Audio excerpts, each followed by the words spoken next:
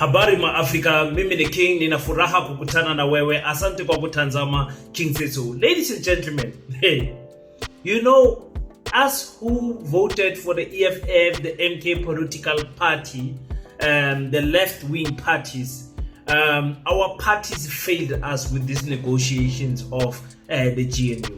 And sometimes I understand why they took the stance that they did, but you know, after a few months, almost a year of GNU, looking back, I'm like, we could have, I'm saying we, I mean MK and the EFF could have negotiated a little bit better. Now, Nomvula from the ANC has come out at the Dr. Caesar Mpofu Welsh to tell us some big things, you know, how the negotiations went as to the perspective of the African National Congress. So it was very interesting listening to what she was saying, and people have been saying, King, break down the video of Sis Nomvula and let's hear what are your thoughts. And also I wanted to first start with the clip of Julius Malema, how he spoke about the negotiations, how he was absent during the negotiation, the trust he bestowed on Abo Vuyane, about the Secretary General at that time, Floyd Chivambo, Abo Buyiseni Ndlozi, the TG, all of them going to negotiate on his behalf. Because honestly, they were negotiating on his behalf as the president of the Economic Freedom Fighters. And I think we took a wrong turn, man, as African people when it comes to this GNU. I was one of those people that said, because I voted EFF, no EFF must be in a coalition government where the DA and the Freedom Front Plus is inside. It's equal to selling out the revolution, according to my mindset at that time. And after I've watched how the GNU have placed, I did get some second thought with how would it have been when the EFF, if the EFF and the MK joined this GNU? Would the DA have the same power, the same influence? Would the DA run to courts all the time? Could those political parties frustrate the DA so much that their power is they don't get so many ministries that they got? Let's talk about Julius Malema, his thoughts on how the negotiations went and what Sis Nomvula has said and much more. Welcome to King Said So, Africa's one land, one language, one currency, one army on King Said So.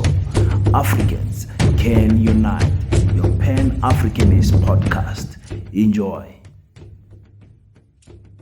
Peace in Pan-Africanism to all my African brothers and sisters from all around the world. Welcome back to King Setso. I'm your host, Kagiso Hlongwane Zinjiva Sono, and we're back at it again with another one. And this time around, we're talking about the negotiations of, the GNU when they had a back and forth.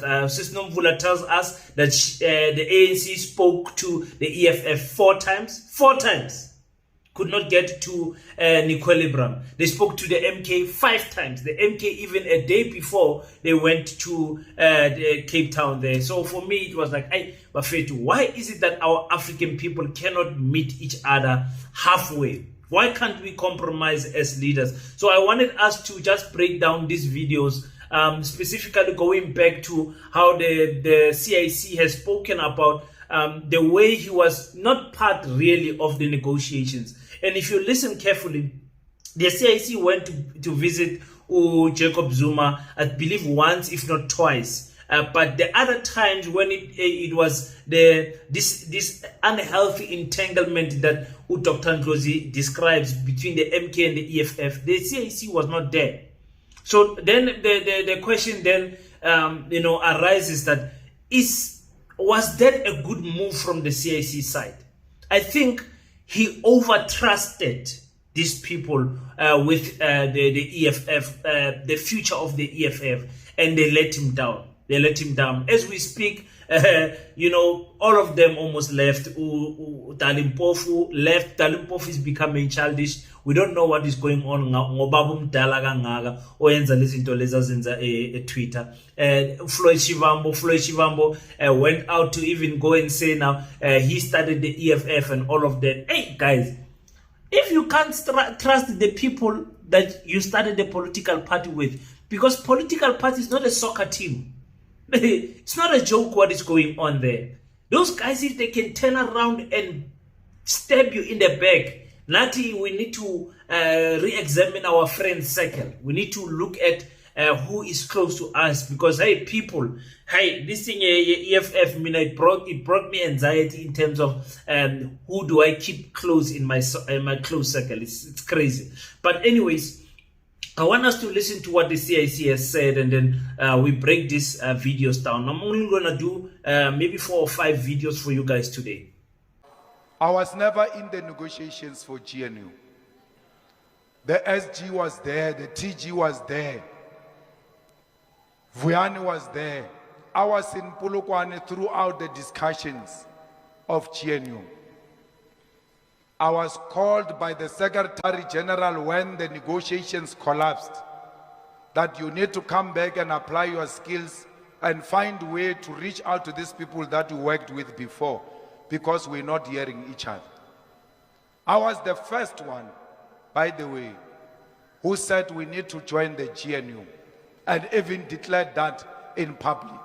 The only difference I had with them was that I will not join the GNU that has got a DA and Freedom Front Plus. So yeah, man, looking back at this clip that I just played for you guys, it was not a good idea for Julius Malema to stay out of these negotiations. Yes, he trusted people that later on proved that, they were not supposed to be trusted, but he was not supposed to completely stay out of the negotiations of the GNU because of what he said at the end, to say that he was the first person to say let's join the GNU, but outside the GNU must not include the EFF and the DA and the FF plus. Now for the whole negotiations, you were in Polokwane. Negotiations are happening in Gauteng. The president of the EFF, Osim Votele, is in Polokwane, trusting Floyd with all of his heart, trusting Abo Ndlozi, Abo Vuyane, Abo Marshall Dlamini, all of them, all of them, that they will do good. The reason I'm raising this is because of what Nomvula have said. And I want us to be careful in taking everything that Nomvula has said to be 100% truth. Because there's some things that she said that I will show later on that don't make sense to me. They called the CIC when negotiations started falling down and they started collapsing. And they said, listen, CIC, can you please come back and come and do what? Apply your skills. Because he has those skills of negotiating. Julius Malema, from what I understand, when he gets into boardrooms and meetings and whatever, he's not the same Julius Malema that we see on TV. He's a person that listens to reason. He's a person that can negotiate. He's got strong negotiation skills. That's why these people followed him into the EFF, Economic Freedom Fighters Party. Because he's a good negotiator. And if he was not a good negotiator, they would not call him after the collapse. They would just say, we tried CIC, those people don't want to listen to us. But for the mere fact that they called him, and I remember, I think he went to go speak with Cyril there where they stay. They stay in the same suburb, apparently. And, he came with this notion to say, the EFF can join the GNU, but the GNU must not have what? The DA and the Freedom Front Plus. Now, Nomvula says that these people make incredible demands that they could not agree with as the ANC. I think this is one of the the points that they are talking about. If you say government of national unity, then you have to say the DA and the Freedom Front Plus has to be part. Then you have to galvanize another strategic position to frustrate them. But if you say, if the ANC is the one that's calling the meeting, you can't go to the ANC then dictate for the ANC. The ANC was never, ever, ever going to keep the DA out of power. Because remember, we know now, after Cyril won the DA won the elections in 2019, we already know that the DA was already in talks with them ever since 2020, 2021, 2022, because they foreseen that the ANC will fall under 50%.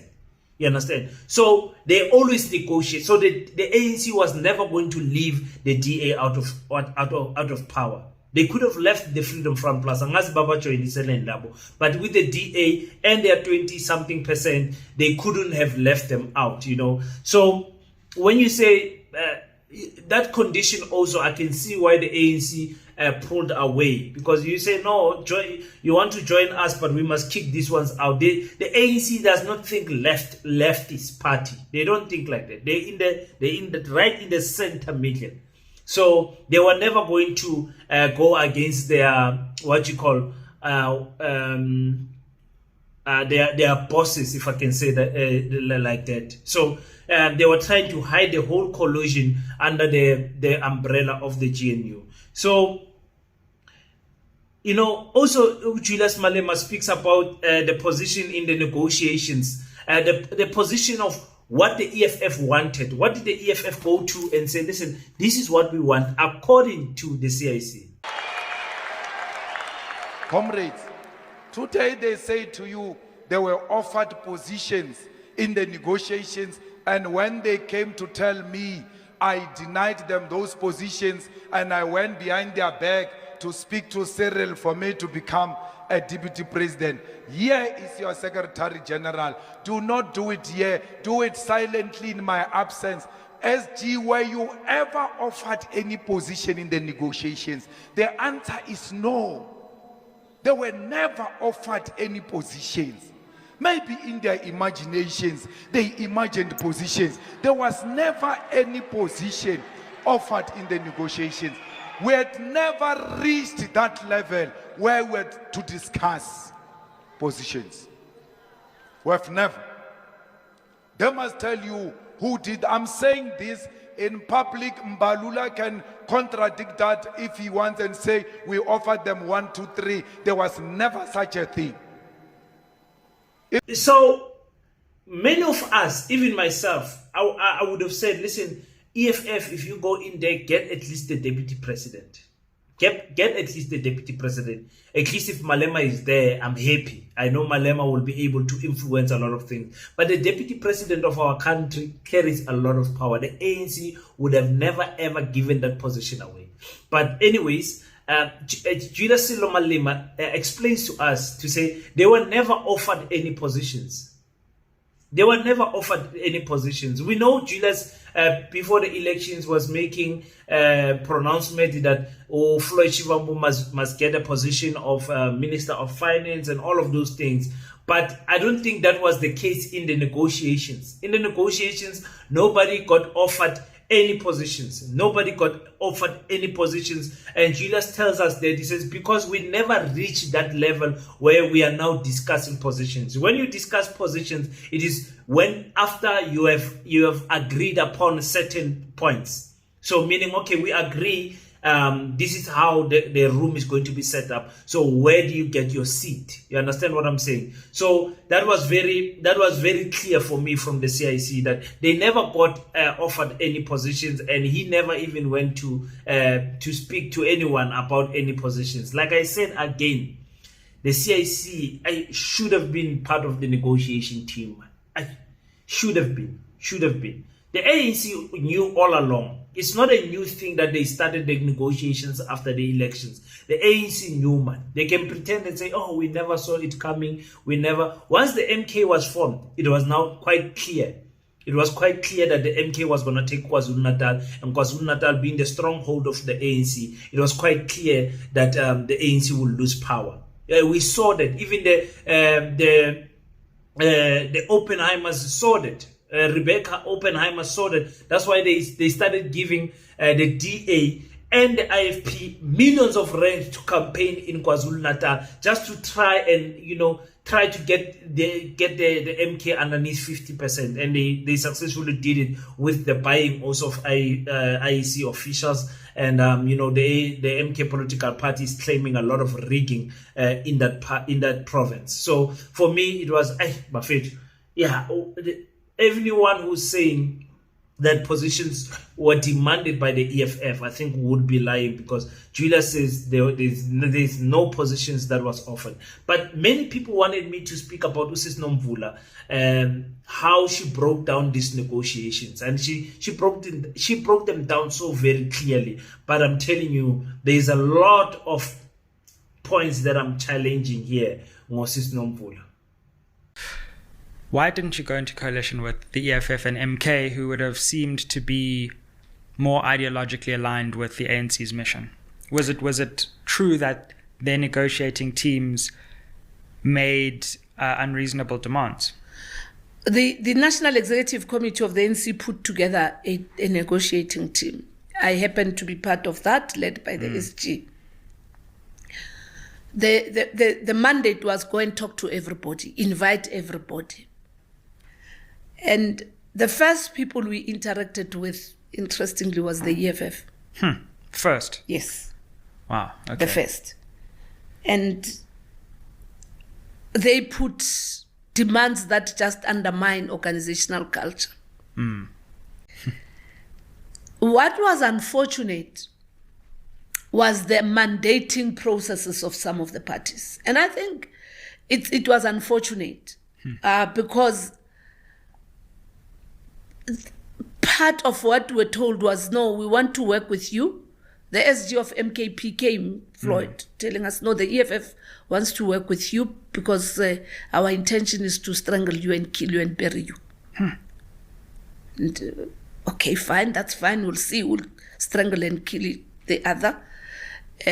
But on condition you give us the deputy president. If you are not going to remove President Ramaphosa, give us the deputy president. He said, no, that's not how you negotiate. Here are the principles. What are you saying about these principles? They did not. And the second, the third, we met the EFF 4 times. And the last time they came, they lectured us, told us how useless we are, how they are mobilizing progressives, and how they are going to have their own candidate with everybody, including the DA, to counter our candidate. The DA will vote with them. And if you know Floyd, you know Floyd. And thereafter he stood up and he left. After the lecture and the insults and stuff. Wow. We were with the national chair of the ANC, if you know the national chair of the ANC. But he was so meek that day, he couldn't believe what was happening to us. Yeah. The SG was there, and Floyd was leading the charge with Ndlozi. Wow. Yes, and they then left. It was a very painful experience. So they basically antagonized you. Yes, they just told us that they are going to show us, they are working with everybody, they will prove to us that they will support any candidate by President Ramaphosa, and they left. Now this clip of Usis Nomvula made the rounds like crazy on social media. I saw it. I haven't watched the entire interview, to be honest with you. I haven't watched the entire interview. I watched part of it. I forwarded to the chapter that I wanted to listen to, but I have not watched the entire chapter. I don't know. I have to go and check this fact that Usis Nomvula is saying that the EFF was the first interactions that they had about the GNU. I don't believe that. I honestly don't believe that. I think the first interactions was with the DA. But if she says it's the EFF, I was not there in the rooms. She was part of the negotiation teams. I will just have to go back and search clips about Fikile Mbalula speaking about these negotiations. I'm pretty sure Fikile Mbalula said, because we spoke to the DA first, it does not mean that they can kick out the PA. And Gayton McKenzie went out and said, actually, Cyril Ramaphosa called him first before speaking. So before speaking to the DA. So I'll see if I can get those clips and just to try and challenge this statement. But for now, let's just take it as if it is true. He says the demands they made were undermining the organizations of the ANC. What demands were the EFF making with 9%? I'm quite interested. If you listen to what Julius was saying, we were saying, no, listen, we're telling them they must keep the DA out and we will allow them to lead as a minority government. That is not a good strategy and that is not a good demand. The ANC can't go into a minority government with the hopes that the EFF is going to vote for them all the time, knowing themselves, the ANC, Abu Fikile and Abu Cyril, we're going to clash heads with the EFF all the time. The same goes with the DA anyway. Floyd has said to Nomvula and to the team, said, listen, our own intention is to strangle and kill you. No, but guys, we don't like Floyd Shivambu. But I don't think Floyd said it. In negotiations, we want to strangle and kill you. You're negotiating with a 40% political party. You are a 9% political party. You want to strangle and kill them. That is not true. And them demanding the condition of giving us the deputy president, maybe I can believe that one. Julius says it's not true. They were never offered any positions. But them demanding that, they wanted the deputy president. Again, you want the deputy president, 9%. If the DA is not there, the EFF and the MK could speak in that authority. But as long as the DA is there and they've got more votes and the DA does not even want the deputy president, how can you as a 9% political party demand those things? If Abu Floyd made this type of demands, and another thing that got me is that we met with the EFF 4 times. 4 times. In 4 times, the EFF could not find itself with the ANC. How difficult could it have been? How difficult? Dr. Ndlozi said, Floyd Shivambu currently, Julius Malema and Fikile Mbalula combined, they've got more than 65% of the voters' turnout. Those ANC children can sit down and change the laws of this country if abantu abamnyama were taken serious by these politicians. But no, they don't. They want the collusion, GNU, all of this confusion that gives nobody the ultimate power. Because everybody wants to be in power. Jacob Zuma wants to be in power. Fikile Mbalula wants power. Julius Malema wants power. Nobody wants to give up their presidency or their authority that they have in their political party. It's very sad, So that is the reason why, even if they met 10 times, they would have never got an equilibrium, because they don't take us, Abantu Abamnyama, serious, our politicians, unfortunately. He says the last time they met, Floyd lectured them. Again, I find that hard to believe. Floyd was telling them how useless they are. Imagine you are in a negotiation for GNU. You are telling the 40% political party how useless they are. Moses Nomvula must take us serious. Somebody must back her on this story, or Floyd must defend himself. Because if Floyd did that, it then brings us to the thought to say Floyd already had the intentions to leave the EFF. I'm sure by that time, Floyd knew that he was leaving the EFF. He knew by that time. Because they're leaving the EFF thing, me and you understood it, that it's a process of 3 years. They started entangling themselves with Jacob Zuma, wanting Jacob Zuma to endorse the EFF and all of that, having 3-hour meetings with Jacob Zuma. The next thing, Jacob Zuma won Floyd over. So during those negotiations, Floyd should have known that he's going to the MK political party. Maybe that's why he sabotaged the EFF in the manner that he did. It's very it's very so disappointing. And also for him to say we are reaching out to the DA for them to vote with us. We are launching an attack against the ANC. Practically, that's what he was saying. I also don't believe that the EFF was hoping that they will form some type of a grouping that will go against the ANC, and the DA would vote with the EFF. It was clear going into the elections that the EFF said the DA said the EFF is their number one enemy. The DA said that. So why in negotiations would you think that the DA will then come and vote with you? It doesn't make sense, ladies and gentlemen. Somebody help me. Somebody help me on the comment section. So yeah, Usis Nomvula, maybe I still need to go and visit this whole interview. But I'm saying politicians, they lie all the time. They lie all the time. All the time. Hey, Buffett. Let's listen lastly to what the CIC said, that he never asked any positions and things like that. I want to tell you here and now, I've never asked any position of deputy president from Ramaphosa, and I will never do that because I don't have anything to do with what Ramaphosa has to do.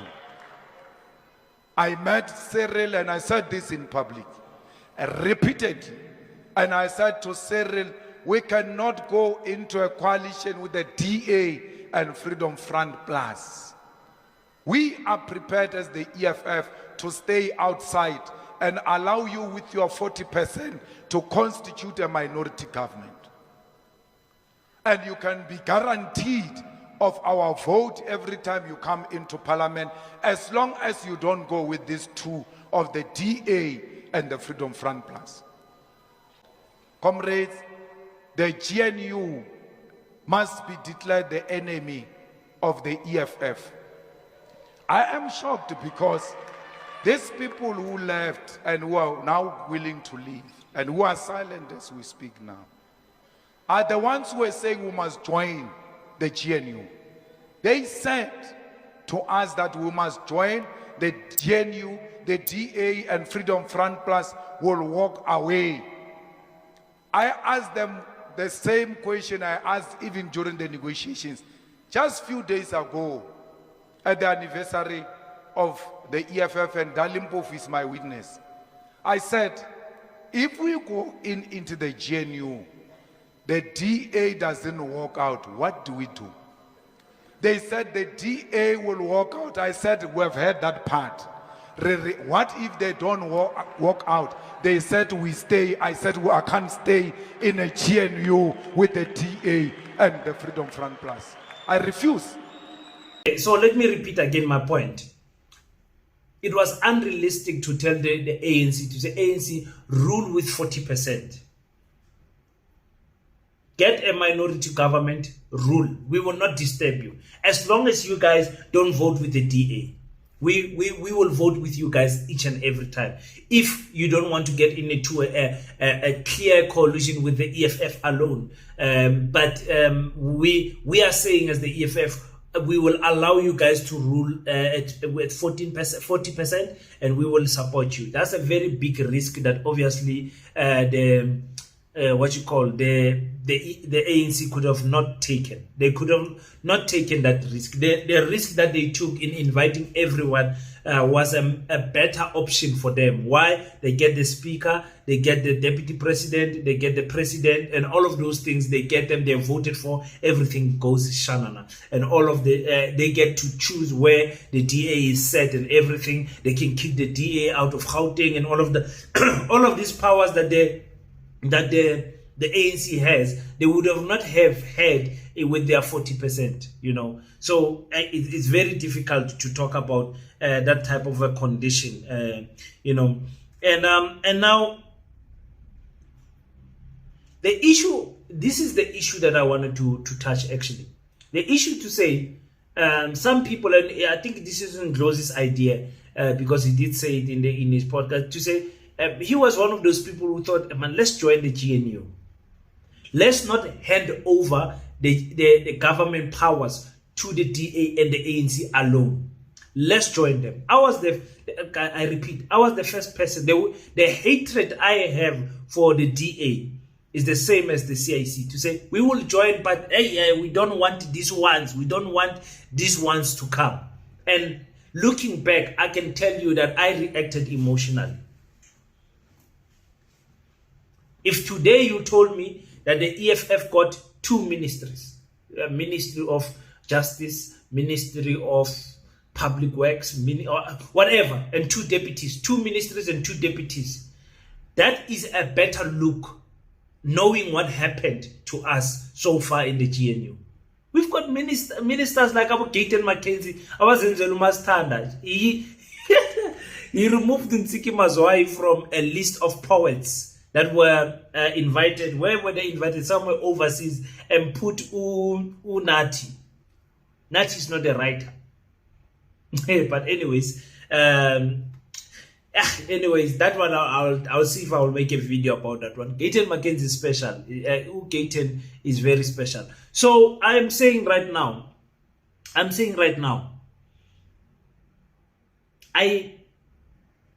kind of see now why people wanted the EFF and the MK to join the GNU, even if the DA is there, even if the Freedom Front Plus is there.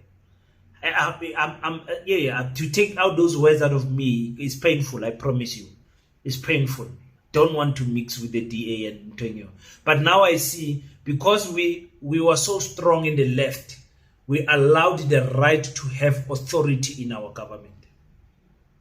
Too many positions, 6 ministries, 6 deputies. We gave the DA too much power, according to me. After looking back, I'm looking back right now, I'm like, yeah, we flopped there. We flopped. The EFF could have gotten something. You can imagine the MK could have also gotten something. The MK was always going to be disastrous, because we don't know where they're going to hire and fire ministers or what was going to happen. That boat is not stable. Because MK. Hi MK, as disappointed. But anyways, you guys tell me what you think about that. Please don't forget, guys, that we are having a gala dinner on the 2nd of May. Tickets are going fast. Somebody removed their VIP ticket, which is 2,000 Rand, and make it a normal seating ticket, which is 1,000 Rand. So we still have 2 places open on the VIP session. So make sure that you move up fast, and get that VIP ticket, ladies and gentlemen, by going to www.paseta.co.za. That's where you can purchase your ticket by filling your details. Go in there on our beautiful website. Thank you for everybody who has commented on our website. Our website has got a chatting group, a chatting site where you can open like a Facebook account and everything, and make and chat there. It's very nice, our website, ladies and gentlemen. Go and check it out. You can also on the website buy a pallet of bricks on the Mike Khadebe campaign. The Mike Khadebe campaign is a campaign asking people to just please buy 1 pallet of bricks so that we can build the school at a higher, faster rate. Thank you so much for each and everyone who's still doing their donations of 50 Rand contribution each and every month. Guys, 50 Rand, it was just a number that we put there. There's some people that send 15 Rand, 20 Rand, 10 Rand, whatever that you feel that you can contribute to the schools is very much welcome. Paseta is a Pan-African School of Economics, Technology and Agriculture, a movement that seeks to build schools in the entire of Africa. Right now, Paseta exists in Lesotho, South Africa, Namibia, Uganda, Angola, Liberia is the latest one that we have with our ambassador there, Umomo. Thank you so much to all the people outside South Africa who are working on building this dream in their countries also, with all the challenges that we have of land, funding, African unity, and all of those things. Those are the things that the obstacles that hit us the most. But we are fighting. We've got teams all over Africa, and I'm so blessed to be part of this dream of Paseta. Thank you so much, guys, for tuning in. Until we meet again, don't forget to pray. After you pray, stand up, African child. Do your best so that God can do the rest. Peace and Pan-Africanism. I salute you.